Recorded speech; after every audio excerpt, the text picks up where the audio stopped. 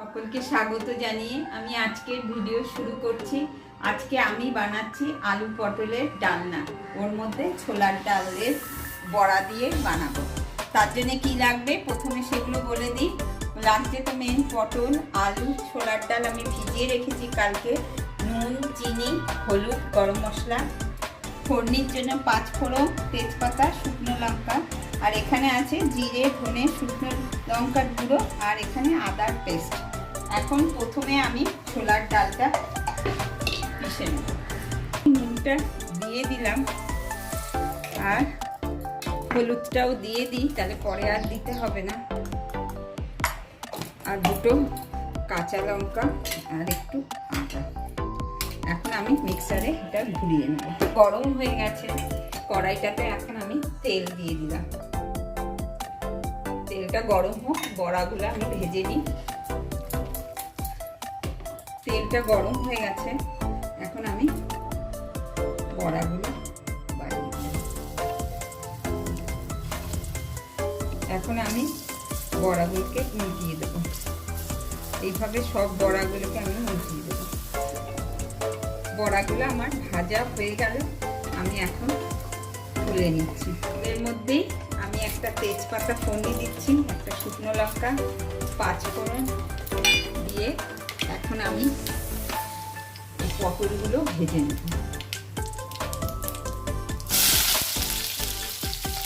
পটলগুলো দিয়ে দিলাম, আলুগুলোও দিয়ে দিলাম, সব একসাথেই এখন আমি ভাজা করে নেব।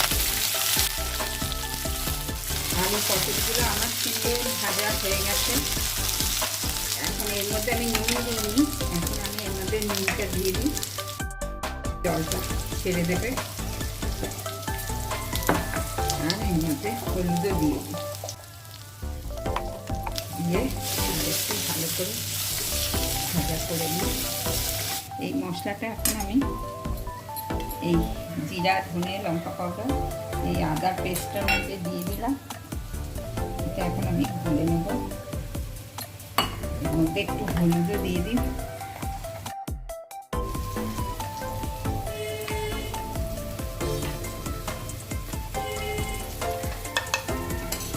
এই যে আলু পটলটা আমার ভাজা হয়ে গেছে, আমি এখন এর মধ্যে দিয়ে দেবো। এর সাথে আবার আমি ভালো করে কিছুক্ষণ কষিয়ে নেব। এখন আমার মশলাটা সুন্দর কষে গেছে, মশলা থেকে তেল বেরিয়ে গেছে, পটল, আলু, মশলা সব একসাথে কষে গেছে। এখন আমি এই যে গরম জলটা করে রেখেছি, এই গরম জলটা দিয়ে দেবো। গরম জলটা দিয়ে দিলাম, আর এখন আমি ঢেকে দেবো 5 মিনিটের জন্য। তারপরে আবার এসে দেখাবো। মিনিট হয়ে গেছে, এখন ঢাকনাটা খুলে দেখি আলুটা সিদ্ধ হলো কিনা। আলু সিদ্ধ হয়ে গেছে, পটলও সিদ্ধ হয়ে গেছে। এখন আমি এই কাঁচা লঙ্কাগুলো দিয়ে দেবো, আর এই ডালের বড়াগুলো যে বানিয়েছি এগুলো দিয়ে দেবো। এখন এর মধ্যে আমি একটু মিষ্টি দিয়ে দিই, নিরামিষ তরকারি। এখন এটা ঢেকে আমি 2 মিনিট রেখে দিই। তারপরে এখন হয়ে গেছে আমার বড়া দিয়ে পটল আলুর ডাল।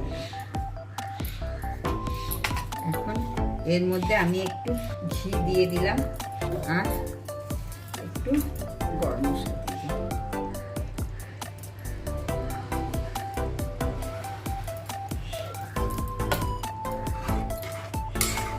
হয়ে গেছে আমার পটলের ডালনা।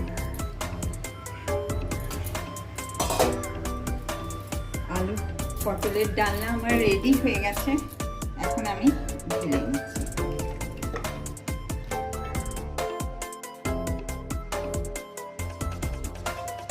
এইভাবে আমার হয়ে গেল বড়া আলু পটলের ডালনা। আপনারা এইভাবে ঘরে বানিয়ে খাবেন। আর ভিডিওটা ভালো লেগে থাকলে প্লিজ আপনারা লাইক, শেয়ার, কমেন্ট, সাবস্ক্রাইব করবেন, আমার পাশে